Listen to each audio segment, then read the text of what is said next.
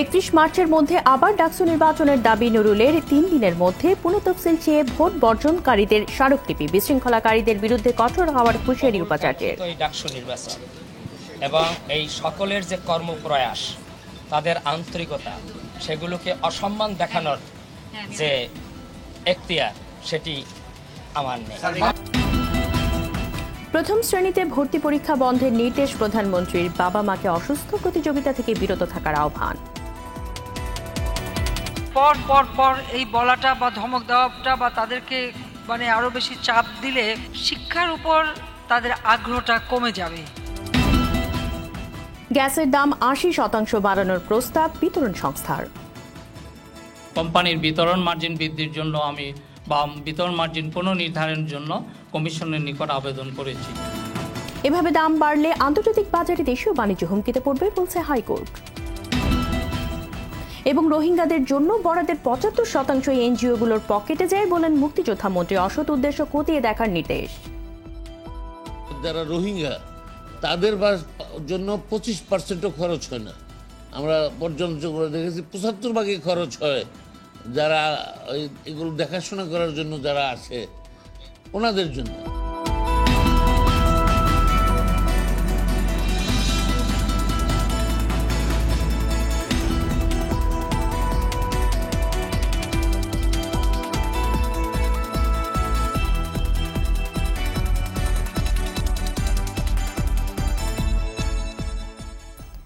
আসসালামু আলাইকুম, স্বাগত জানাচ্ছি RTV সন্ধ্যা সংবাদে। শুনছিলেন মার্কেন্টাইল ব্যাংক সংবাদ শিরোনাম।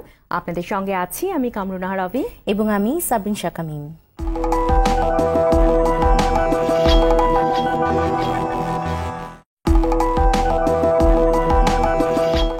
সংবাদে এছাড়াও থাকছে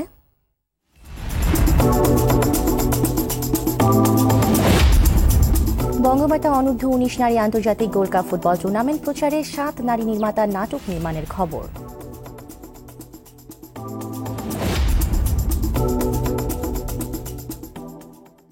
এবারে বিস্তারিত। আগামী 3 দিনের মধ্যে ডাকসু নির্বাচনের ফল বাতিল করে পুনঃ তফসিল দেওয়া না হলে ঢাকা বিশ্ববিদ্যালয় অচল করে দেওয়ার হুঁশিয়ারি দিয়েছে আন্দোলনরত শিক্ষার্থীরা। দুপুরে উপাচার্যের কার্যালয়ের সামনে এই ঘোষণা দেন তারা। ডাকসুর নবনির্বাচিত সহ সভাপতি নুরুল হক বলেন, সাধারণ শিক্ষার্থীরা চাইলে শপথ নেবেন তিনি, অন্যথায় নয়। ডাকসুর সব পদে আবার নির্বাচন দেওয়ার দাবি জানান তিনি। অন্যদিকে বিশ্ববিদ্যালয় ক্যাম্পাসে বিশৃঙ্খলাকারীদের বিরুদ্ধে কঠোর হওয়ার হুঁশিয়ারি দিয়েছেন উপাচার্য। শরীয়ত খানের রিপোর্টে বিস্তারিত। ডাকসু নির্বাচনের ফল ঘোষণার দুদিন পরেও নির্বাচন বাতিলের দাবিতে বিক্ষোভ করেন আন্দোলনরত শিক্ষার্থীরা। দুপুর 12টার দিকে রাজু ভাস্কর্যের সামনে বিক্ষোভ শুরু হয়। পরে পুনর্নির্বাচন সহ 3 দফা দাবিতে স্মারকলিপি নিয়ে উপাচার্যের কার্যালয়ে যান ভোট বর্জনকারী 5 প্যানেলের শিক্ষার্থীরা। এই নির্বাচনের আবার দিতে হবে, পুনঃ তফসিল দিতে হবে এবং আমাদের কেউ শপথ গ্রহণ করবে না।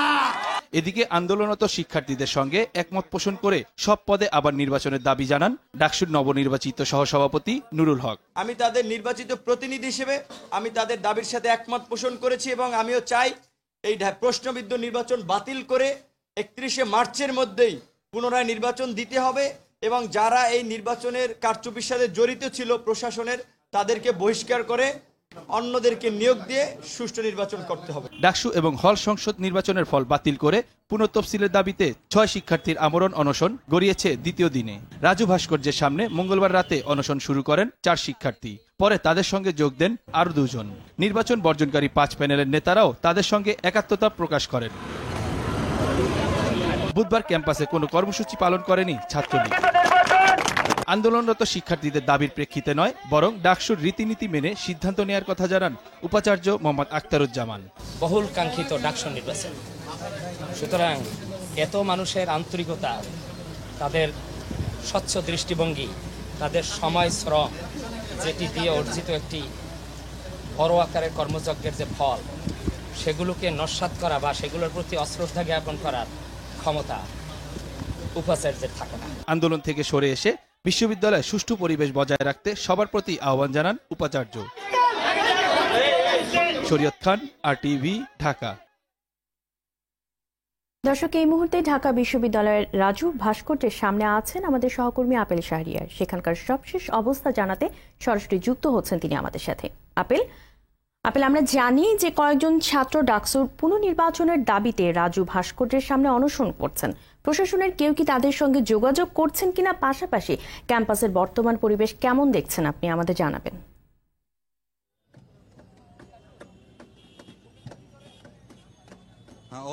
পুনরায় ডাকসু নির্বাচনের দাবিতে অনশনে বসেছেন 7 জন শিক্ষার্থী ঢাকা বিশ্ববিদ্যালয়ের।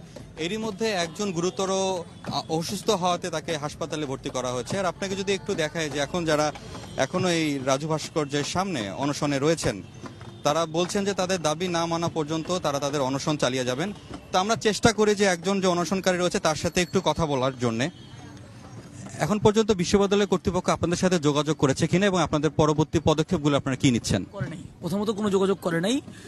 রুশাদ ফরিদি, সামিনা রুফ এরকম কিছু শিক্ষক আমাদের সাথে দেখা করতে এসেছিলেন। দেখা করে কিছু ভালো ভালো কথা বলে চলে গেছেন, কিন্তু সামগ্রিক অর্থে প্রশাসন বলতে আমরা যেটা বুঝি, মানে যে ভিসি বা রিটার্নিং অফিসার, এদের টিকিটও আমরা খুঁজে পাই নাই এখন পর্যন্ত। আর আমাদের পরবর্তী পদক্ষেপ আসলে মৃত্যু। আমরা অনশন তো এমনি মৃত্যু না, আমাদের তো ধরেন কোনো ওয়েপন নাই, আমাদের তো বন্দুক নাই, আমরা তো রডের ব্যবসা করি না। আমরা হচ্ছি নিরীহ লোকজন, যাদের গলা ছাড়া কিছু নাই। আমাদের ফেসবুক গুলো খেয়ে দেওয়া হচ্ছে। দেশের অবস্থা এখনো তো অদ্ভুত, আমাদের ফেসবুক গুলো পর্যন্ত খাওয়া করে দিচ্ছে।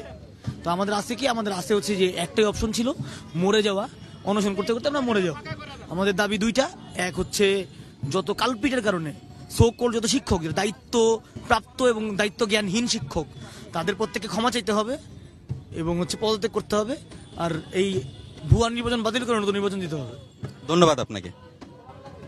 অভি, এই যে অনশনকারীরা যারা অনশন করছেন, ওনাদের সমর্থনে মানে পক্ষে আপনাকে যদি একটু দেখায় যে পাশে কিছু একাংশ শিক্ষার্থীরা তারা এখানে অবস্থান নিয়েছেন এবং তারা বলছেন যে একটি অবাধ, সুষ্ঠু, নিরপেক্ষ নির্বাচনের তারাও দাবি জানাচ্ছেন। তারা বলছেন যে ঢাকা বিশ্ববিদ্যালয় কর্তৃপক্ষ একটু বিবেচনায় নিয়ে তারা যদি আবার নতুন করে ডাকসু নির্বাচন যাতে খুব দ্রুত সময়ের মধ্যে দেন, তারা এই দাবি জানিয়েছেন। তবে আরেকটি তথ্য দিয়ে রাখি, এর পাশেই আবার একটি পক্ষ, বিশ্ববিদ্যালয়ের একটি পক্ষ যারা রয়েছেন এবং তারা চাচ্ছেন না যে তারা অনশনকারী যারা এখানে রয়েছেন তারা যাতে তাদের বিষয়টি বুঝতে পেরে তারা যাতে এখান থেকে অনশন সেরে যাতে তারা এখান থেকে চলে যান। তো মূলত হচ্ছে রাজু ভাস্কর্যের সামনে পাল্টাপাল্টি দুটি পক্ষই এখানে অবস্থান করছেন। আর ঢাকা বিশ্ববিদ্যালয় কর্তৃপক্ষ আপনি জানেন যে এর মধ্যে উনি বলেছেন যে পুনরায় নির্বাচনের কোনো সুযোগ নেই। তো এখন পর্যন্ত রাজু ভাস্কর্যের সামনে আমার এই ছিল সবশেষ পরিস্থিতি। ধন্যবাদ আপেল আপনাকে। দর্শক, এতক্ষণ ঢাকা বিশ্ববিদ্যালয় থেকে জানাচ্ছিলেন আমাদের সহকর্মী আপেল শাহরিয়ার। ডাকসু নির্বাচনে কোনো অনিয়ম হয়নি মন্তব্য করে আওয়ামী লীগের ভারপ্রাপ্ত সাধারণ সম্পাদক মাহবুবুল আলম হানিফ জানিয়েছেন, কিছু ভুল বোঝাবুঝি তৈরি হলেও বিশ্ববিদ্যালয় কর্তৃপক্ষ সতর্কতার সঙ্গে তা মোকাবেলা করতে সক্ষম হয়েছে। সকালে জাতীয় প্রেস ক্লাবে এক অনুষ্ঠানে এ মন্তব্য করেন তিনি। হানিফ আশা করেন, শিক্ষার্থীদের দাবি আদায়ে নবনির্বাচিত ছাত্র সংসদ গুরুত্বপূর্ণ ভূমিকা রাখবে। হেরে গিয়েও ফলাফল মেনে নিয়ে ঐক্যবদ্ধভাবে কাজ করার প্রতিশ্রুতি দেয়ায় ছাত্রলীগ সভাপতির প্রশংসা করেন হানিফ।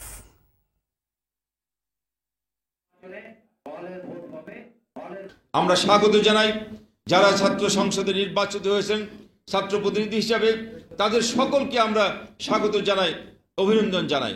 এই নির্বাচনকে কেন্দ্র করে কিছুটা ভুল বোঝাবুঝি ছিল।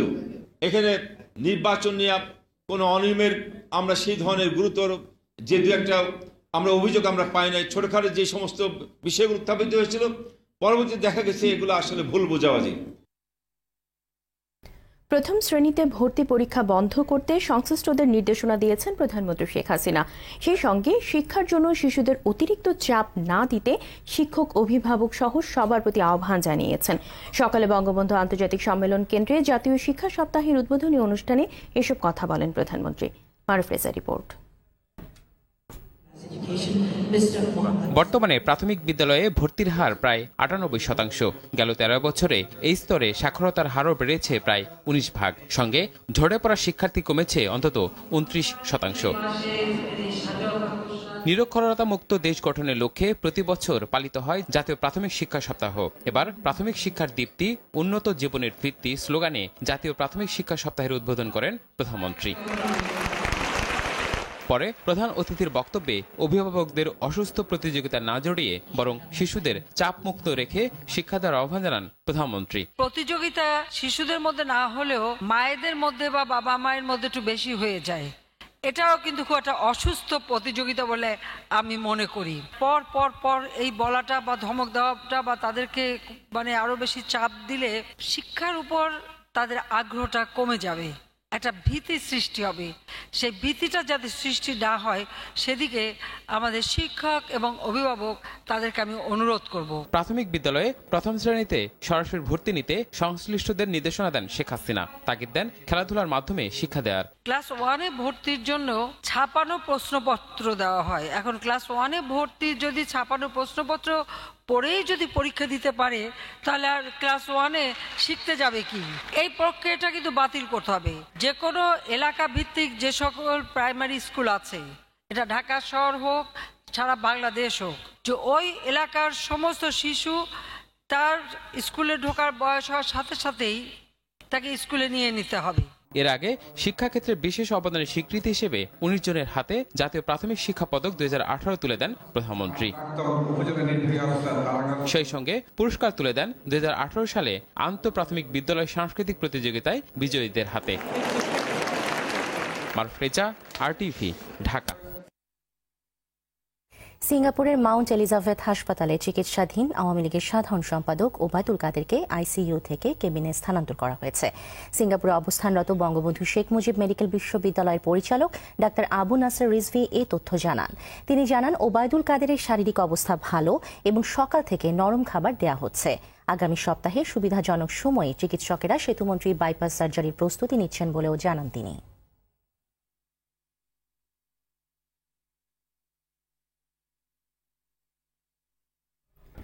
গ্রাহক পর্যায়ে আবাসিক গ্যাসের দাম 80% বাড়ানোর প্রস্তাব দিয়েছে Bakhrabad gas distribution company limited. এটি কার্যকর হলে 1 চুলার গ্যাসের দাম হবে 1350 টাকা ও 2 চুলায় 1440 টাকা। সকালে রাজধানীর টিসিবি ভবনে বিইআরসির গণশুনানিতে এমন প্রস্তাব দেয় প্রতিষ্ঠানটি। এদিকে গ্যাসের দাম বাড়ানোর প্রক্রিয়া স্থগিতে কনজিউমার অ্যাসোসিয়েশন অব বাংলাদেশ ক্যাবের দায়ের করা রিটের আদেশ 31 মার্চ দেবে হাইকোর্ট। সেলিম মালিকের রিপোর্ট। তরলীকৃত প্রাকৃতিক গ্যাস এলএনজি আমদানি ও কর্মকর্তা কর্মচারীদের বেতন বাড়ানোর যৌক্তিকতা দেখিয়ে গণশুনানিতে সার্বিকভাবে 103% গ্যাসের দাম বাড়ানোর প্রস্তাব দেয় বাখরাবাদ গ্যাস ডিস্ট্রিবিউশন কোম্পানি। এর মধ্যে ভোক্তা পর্যায়ে আবাসিকে গ্যাসের দাম 80%, বিদ্যুৎ খাতে 208%, সার কারখানায় 211%, সিএনজিতে 50% এবং শিল্প ও বাণিজ্যে 103 ও 41% হারে দাম বাড়াতে চায় কোম্পানিটি। বাস্তবতা বিবেচনায় আমার গ্যাসের কোম্পানির বিতরণ মার্জিন বৃদ্ধির জন্য আমি বিতরণ মার্জিন পুনর্নির্ধারণের জন্য কমিশনের নিকট আবেদন করেছি। তবে এমন প্রস্তাবের তীব্র প্রতিবাদ জানায় ভোক্তা প্রতিনিধিরা। কম গ্যাস দিয়ে বেশি টাকা নিচ্ছি, তারপরে আর কোন নৈতিক অধিকারে আমি প্রায় ডাবল আবার চাচ্ছি 800 টাকারটা 1440 টাকা। দেশীয় গ্যাস যদি আমরা উত্তোলন করতে পারি তাহলে হয়তো আমাদেরকে এই উচ্চ মূল্যে বিদেশি এলএনজি আমদানি করতে হবে না। একই সময় টিসিবি ভবনের বাইরে গ্যাসের দাম বাড়ানোর উদ্যোগের বিরোধিতা করে বিক্ষোভ করে বাম গণতান্ত্রিক জোট। এই মূল্য বৃদ্ধি করা হয় তাহলে সরকারকে একটা কঠিন পরিস্থিতি মোকাবেলা করতে হবে। জনগণের স্বার্থ রক্ষার জন্য আমাদেরকে কঠিন কর্মসূচি দিকে যেতে হবে, এমনকি হরতাল এবং বিভিন্ন ধরনের আন্দোলনের কর্মসূচি দিয়ে হলেও এটাকে প্রতিহত করতে আমরা বাধ্য হব। এদিকে গ্যাসের দাম বাড়ানোর প্রক্রিয়া স্থগিত চায় ক্যাব। এ নিয়ে হাইকোর্টে একটি রিট দায়ের করেছে সংস্থাটি। কেন তারা দামটা বাড়াতে চাইছে সেটার কোনো যৌক্তিকতা ব্যাখ্যা করেনি। তারা $10 করে গ্যাস আমদানির কথা বলছেন, যেই পরিপ্রেক্ষিতে মাননীয় আদালত প্রশ্ন করেছেন যে যেখানে ভারত বাইরের থেকে $6 করে গ্যাস আমদানি করছে সেখানে আমরা কেন $10 করছি, সেটার কোনো উত্তর বিআরসি কিংবা পেট্রোবাংলার পক্ষ থেকে মহামান্য আদালতের সামনে পেশ করা হয়নি। সেলিম মালিক, RTV, ঢাকা। গণশুনানির নামে গ্যাসের দাম বাড়ানোর উদ্যোগ নিয়ে সাধারণ মানুষের সাথে প্রতারণা করছে সরকার। জাতীয় প্রেস ক্লাবে এক অনুষ্ঠানে এমন মন্তব্য করেছেন বিএনপি স্থায়ী কমিটির সদস্য আমির খসরু মাহমুদ চৌধুরী। গণশুনানির নাম দিয়ে গ্যাসের দাম বাড়ানো হচ্ছে, এর থেকে বড় প্রতারণা কি হতে পারে? কত গুণ বাড়াচ্ছে গ্যাসের দাম। এবং গত 10 বছরে আমি সরকারি পরিসংখ্যান থেকে বলছি গত 10 বছরে বাংলাদেশের মানুষের ক্রয় ক্ষমতা কমে গেছে। যেহেতু তাদের জবাবদিহিতা নাই, তারা কিন্তু প্রত্যেকটা জিনিসের দাম বাড়িয়ে দিচ্ছে। তুরাগ নদীর তীরে ঢাকা উদ্যান ও কয়েকটি আবাসন প্রতিষ্ঠানের দখল থেকে 8.5 একর জমি উদ্ধার ও 57টি অবৈধ স্থাপনা উচ্ছেদ করেছে বিআইডব্লিউটিএ। নদীর জমি ভরাট করে আবাসন নির্মাণকারীদের বিরুদ্ধে শাস্তিমূলক ব্যবস্থা গ্রহণ করা হবে বলে জানায় কর্তৃপক্ষ। বিস্তারিত শাহাবুদ্দিন শিহাবের রিপোর্টে। রাজধানীর তুরাগ নদীর পূর্ব তীরের ঢাকা উদ্যান ও পশ্চিম পাড়ের সাভার থানার শেষ প্রান্তে সকাল থেকে অবৈধ স্থাপনা উচ্ছেদে নামে BIWTA. Silicon city, Akashnila western city limited ও তুরাগ হাউজিং এর দখল করা 8.5 একর জমি উদ্ধার করা হয়। অভিযানে ছোট বড় 57টি অবৈধ স্থাপনা উচ্ছেদ করে বিআইডব্লিউটিএ। নদীর জায়গায় গড়ে ওঠা একটি গার্মেন্টস প্রতিষ্ঠানে উচ্ছেদ শুরু করলে মালিক নিজেই তা ভাঙবেন বলে কয়েকদিন সময় নেন। পার মান্থ $1.5 মিলিয়ন আমি এক্সপোর্ট করি, তো সুতরাং এখানে একটা সবকিছু একটা প্রসিডিউরের ব্যাপার। যেহেতু ভেঙে ফেলছে, আহামরি সময় দরকার নেই, 4-5 দিন সময় যা হয় মার্কিং এর মধ্যে যতটুকু ওটুকু আমি ভেঙে ফেলবো।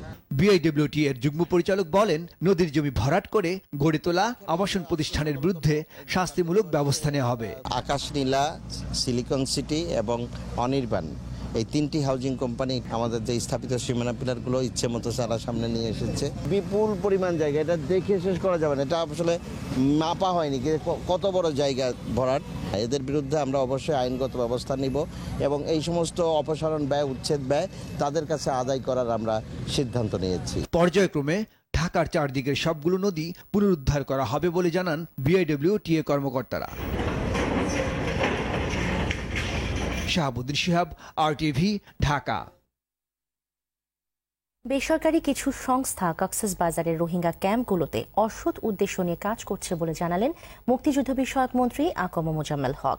দুপুরে স্বরাষ্ট্র মন্ত্রণালয় আইন শৃঙ্খলা সংক্রান্ত মন্ত্রিসভা কমিটির সভা শেষে ব্রিফিংয়ে মন্ত্রী অভিযোগ করেন, এসব এনজিও বিদেশ থেকে পাওয়া টাকার 75% নিজেদের জন্য খরচ করে। তিনি এগুলোর বিরুদ্ধে ব্যবস্থা নেওয়ার ঘোষণা দেন। মুক্তা মাহমুদের রিপোর্ট। মুক্তিযুদ্ধ বিষয়ক মন্ত্রীর সভাপতিত্বে আইন শৃঙ্খলা বিষয়ক মন্ত্রিসভা কমিটির প্রথম সভায় দেশের আইন শৃঙ্খলা, যানজট, রোহিঙ্গা সহ নানা বিষয়ে আলোচনা হয়। প্রায় 3 ঘন্টার বৈঠক শেষে মন্ত্রী জানান, বাংলাদেশে আশ্রয় নেওয়া রোহিঙ্গারাই কেবল মাদক ব্যবসা সহ নানা অপরাধ করছে এমন নয়, এদের সহায়তার নামে কোনো এনজিও অসৎ উদ্দেশ্যে কাজ করছে। অনেক এনজিও ধারণা করা হচ্ছে, আমাদের গোয়েন্দা রিপোর্টে আমরা সেগুলো লক্ষ্য করছি যে ইল মোটিভ নিয়ে কাজ করে 150 কোটি টাকার উপরে হোটেল বিল দিয়েছে এনজিওদের।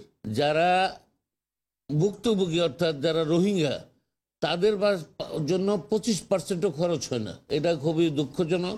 এটা আসলে আরো খতিয়ে দেখার জন্য আমরা আমাদের গোয়েন্দা বাহিনীকে বলেছি যে আসল বাস্তব অবস্থাটা কি। পর্যায়ক্রমে রোহিঙ্গাদের নোয়াখালীর ভাষান্তরে নেয়ার কথা জানান মন্ত্রী। রোহিঙ্গাদের আমরা পুনর্বাসনের জন্য আমাদের মাননীয় প্রধানমন্ত্রী দেশরত্ন শেখ হাসিনা যেভাবে ব্যবস্থা নিয়েছে, সেটাকে যত ত্বরান্বিত করে আমরা সেখানে স্থানান্তর করতে পারি, সে ব্যাপারে আমাদের সর্বোচ্চ চেষ্টা থাকবে। রাজধানীর যানজট নিরসনে সিটি কর্পোরেশন ও আইন শৃঙ্খলা বাহিনীর সহায়তা নেওয়া হবে বলেও জানান মুক্তিযুদ্ধ বিষয়ক মন্ত্রী। যে কোনো সময়ের চেয়ে আইন শৃঙ্খলা পরিস্থিতি ভালো যাচ্ছে। মুক্তা মাহমুদ, RTV, ঢাকা। আমাদের সংগ্রাম চলবেই চলবে, জনতার সংগ্রাম চলবে, জনতার সংগ্রাম চলবে। 13 মার্চ 1971 স্বাধীনতার জন্য মরণপণ সংগ্রামের প্রস্তুতি আরও এগিয়ে নিচ্ছিল বাংলার বিদ্রোহী জনতা।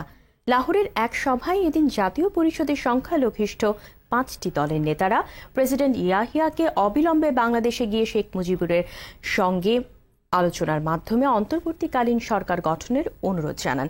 এদিকে এদিন বিশেষ বিমানে করে ঢাকা ছাড়েন জাতিসংঘ, পশ্চিম জার্মান দূতাবাসের কর্মচারী সহ ইতালি, ফ্রান্স, যুক্তরাষ্ট্র, যুক্তরাজ্য ও কানাডার 265 জন নাগরিক।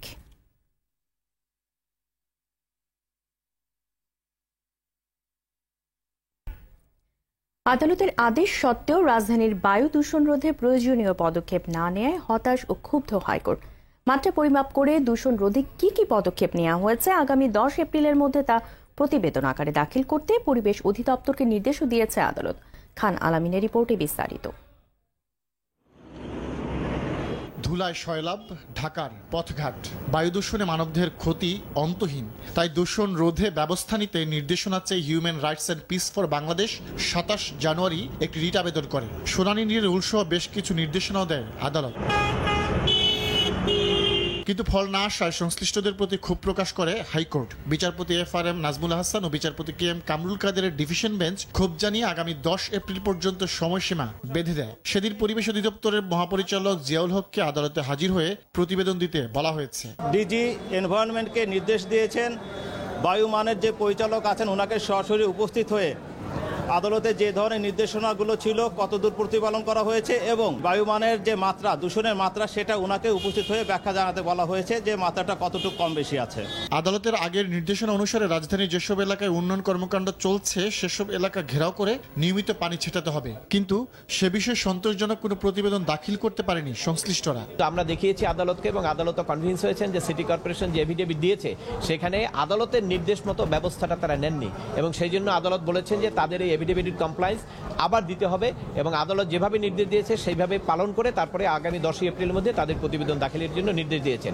শুনানিতে বিচারপতিরা বলেন, মেট্রো রেল ও এলিভেটেড এক্সপ্রেসওয়ের কাজ যেখানে হচ্ছে সেখানে ধুলাবালিতে বায়ু দূষণ হচ্ছে। দেশের উন্নয়নের সঙ্গে মানুষকে রক্ষা করতে বায়ু দূষণ রোধও জরুরি বলে মনে করেন আদালত। খান আলামিন, RTV, ঢাকা। উপজেলা নির্বাচনে সংঘাত পরিহার করায় রাজনৈতিক দলগুলোকে ধন্যবাদ জানিয়েছেন প্রধান নির্বাচন কমিশনার KM নুরুল হুদা। সিলেটে প্রশাসনের কর্মকর্তাদের সঙ্গে মতবিনিময় সভায় তিনি বলেন, বড় একটি রাজনৈতিক দল উপজেলা নির্বাচন বয়কট করায় নির্বাচন প্রতিদ্বন্দ্বিতাপূর্ণ হচ্ছে না, তবে নির্বাচনের প্রতি ভোটারদের কোনো অনীহা নেই বলে মনে করেন সিসি। নুরুল হুদা বলেন, কেন্দ্রে ভোটার উপস্থিতি নির্বিঘ্ন করতে সব ধরনের প্রস্তুতি নেওয়া হয়েছে। চতুর্থ ও পঞ্চম ধাপে নির্বাচনে 10টি উপজেলায় EVM এ ভোট নেওয়া হবে বলেও জানান সিসি।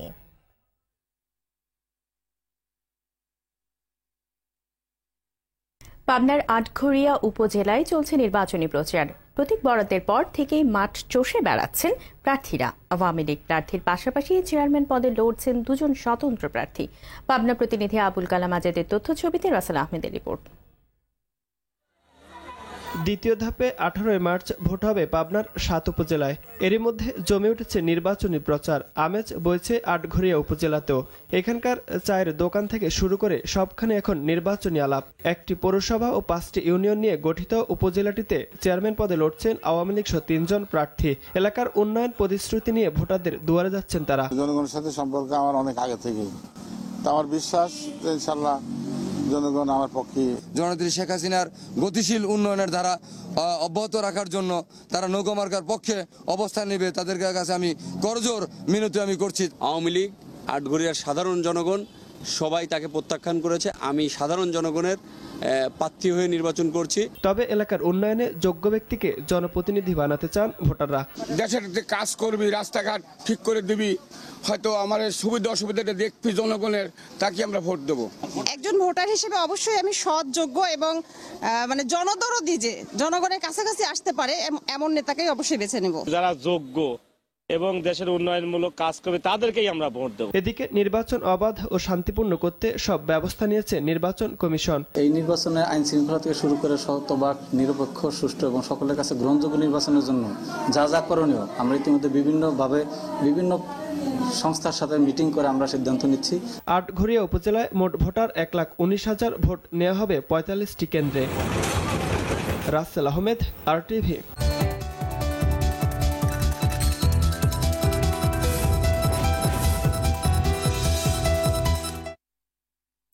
মধুমতি ব্যাংক বাণিজ্য সংবাদ।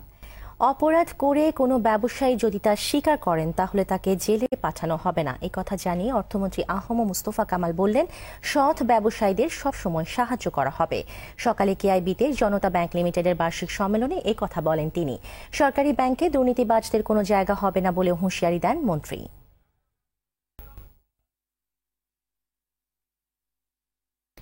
চট্টগ্রাম আন্তর্জাতিক বাণিজ্য মেলায় উদ্বোধন করা হয়েছে এস আলম গ্রুপের প্যাভিলিয়ন। বিকেলে নগরীর রেলওয়ে পোলো গ্রাউন্ড মাঠে ফিতা কেটে ও বেলুন উড়িয়ে এর উদ্বোধন করেন Chittagong chamber of commerce and ইন্ডাস্ট্রির সভাপতি মাহবুবুল আলম তালুকদার। এ সময় বক্তব্য রাখেন এস আলম গ্রুপের নির্বাহী পরিচালক বাবু সুব্রত কুমার ভৌমিক এফসিএ।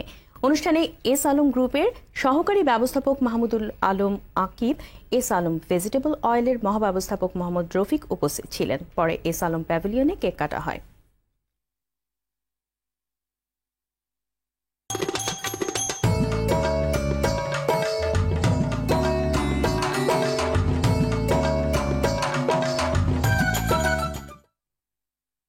যদি একদিন সদ্য মুক্তি পাওয়া বাংলাদেশি চলচ্চিত্র দেশের গণ্ডি পেরিয়ে মুক্তি পেতে যাচ্ছে কানাডা, অস্ট্রেলিয়া সহ ইউরোপের বিভিন্ন দেশে। মুক্তির পরদিন প্রেক্ষাগৃহে দর্শকের সঙ্গে বসে ছবিটি দেখেন সিনেমার নায়িকা ভারতের কলকাতার শ্রাবন্তী। চলচ্চিত্রটি এই দেশের দর্শকদের আবারও হলমুখী করবে বলে বিশ্বাস তার। জুলহাস কবিরের রিপোর্ট। গল্পের মতো নাকি গল্প মানুষের জীবনের মতো? চলচ্চিত্র কেবল বিনোদনের মাধ্যম নয়, মাঝে মধ্যে এমন কিছু চলচ্চিত্র নির্মিত হয় যা দর্শকের হৃদয় স্পর্শ করে যায়, মিলে যায় নিজের জীবনের গল্পের সঙ্গে। ঠিক তেমনই এক চলচ্চিত্র যদি একদিন।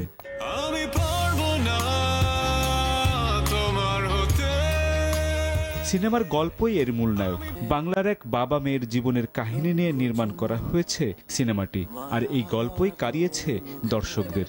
রূপকথা তুই তো আমারই জীবনের চেয়ে আরো দামি। যদি একদিন মুক্তির পরের দিন কলকাতা থেকে ঢাকায় ছুটে আসেন ছবির নায়িকা শ্রাবন্তী। এদেশের দর্শকের ভালোবাসায় মুগ্ধ হন তিনি। প্রচন্ডভাবে এক্সাইটেড। একটি ভালো গল্পের জন্য ছুটে বেড়ানো দর্শকের জন্যই ভরপুর মারপিট আর নাচ গানের ধারা থেকে বের হয়ে চলচ্চিত্রটি বানানো হয়েছে বলে জানালেন শ্রাবন্তী। যদি একদিনের গল্পটাই হচ্ছে ছবির হিরো। এখন তো মানুষের মধ্যে ইমোশনটা খুব কমে গেছে, কিন্তু আমাদের এই যদি একদিনে এতটাই ইমোশন আছে যে সেইগুলো ফিল করতে পারবে। ভীষণ ভালোবাসার, ভীষণ ইমোশনাল কাইন্ড অফ ফিল্ম। বাংলাদেশের আলো, বাতাস, মাটি স্পর্শ করেছে তার হৃদয়কে।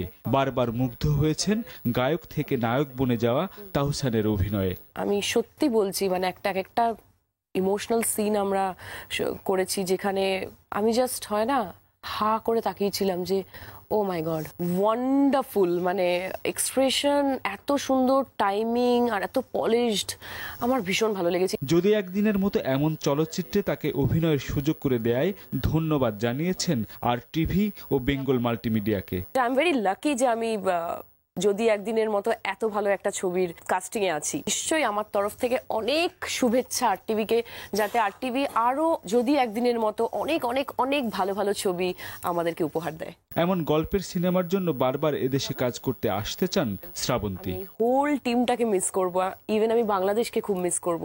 নিশ্চয়ই হলে গিয়ে সব পরিবারে আমাদের যদি একদিন দেখবেন। জুলহাস কবির, আরটিভি, ঢাকা। শেষ করছি সন্ধ্যার সংবাদ। শেষ করার আগে মার্কেন্টাইল ব্যাংক শিরোনামগুলো আরও একবার।